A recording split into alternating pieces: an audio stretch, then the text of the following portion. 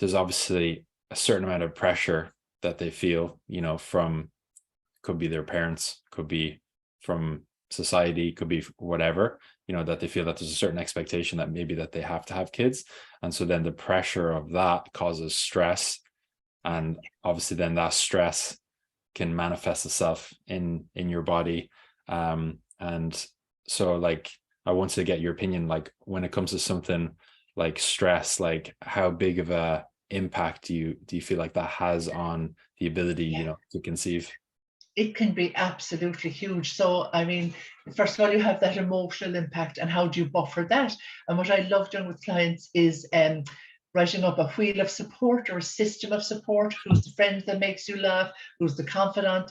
Who's the person at work that if you're having a really bad day and you're like, especially if you're going through IVF, who's the person at work that will hide you, that will say, go in there now for half an hour and I have your back. So I suppose that would be one of the main things I would say. But when it comes to stress, and I'm so glad you opened this up, is that so with fertility or your reproductive health, there are a number of axes, and an axis is something that within the body where there's communication between a certain system or certain organs.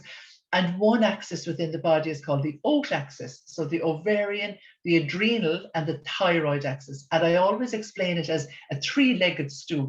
And once your ovarian health is good, your adrenal health is good, and your thyroid health is good, you can sit on that three-legged stool and there won't be any wobbling. The stress hormone is produced in the adrenal glands, okay? And our stress hormone is absolutely wonderful, cortisol, which would be our long-term stress hormone. So if you have, we all are probably churning out too much cortisol. When you have that foot on the accelerator of life, and when you don't take time out, you don't take time to relax or meditate, we're probably all pushing out a lot of cortisol.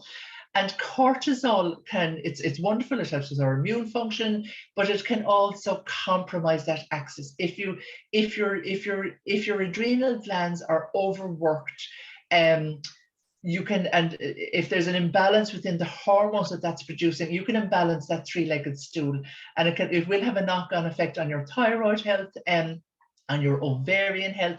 So you're imbalanced. So stress is one of the main things that we do need to focus on and try and manage and put stuff in there to buffer. And then of course our cells can be stressed, and our cells can be stressed from inflammation, which comes from a bad diet, a bad lifestyle. And once the cell becomes stressed, it's your mitochondria, which is the powerhouse of the cell, which is also where we're creating and synthesizing our hormones. And what we should be doing is we should be reeling, I suppose, if we're really going down to that functional medicine, through a looking glass, we should be looking at mitochondrial health as our base. If we can promote mitochondrial health, and Elon, you would be the person here who would be the expert, because exercise, etc. We can build more mitochondria, we can get more energy out of them.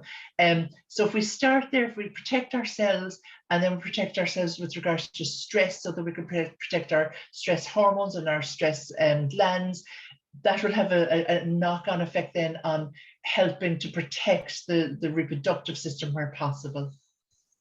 Yeah, for sure. Because I think a lot of people they don't really give stress the credit that it deserves, like, because it's just so widely accepted that, like, okay, work 40 hours a week or work 50 hours a week, or if you're in some professions could be 60 or more. And it's like, because it's just like the done thing, a lot of people Yeah, don't realize how it actually has such a massive impact on yeah, your whole body. And then the downstream effect of that stress building up over months or maybe even years is, as you said, of the effect on your adrenals. Or that is a yeah. really nice analogy. If you kicked one of those legs That's it. that stool out and you're on two legs, I mean, you're going to be on the ground, in a split second. There So you go. There you go. You're absolutely right. And you know what? Stress can also be infection and inflammation. So we have that mental stress and we have physiological stress, and the body's reaction to it is the same. So that stress response will be kicked in. And once that stress response is kept going,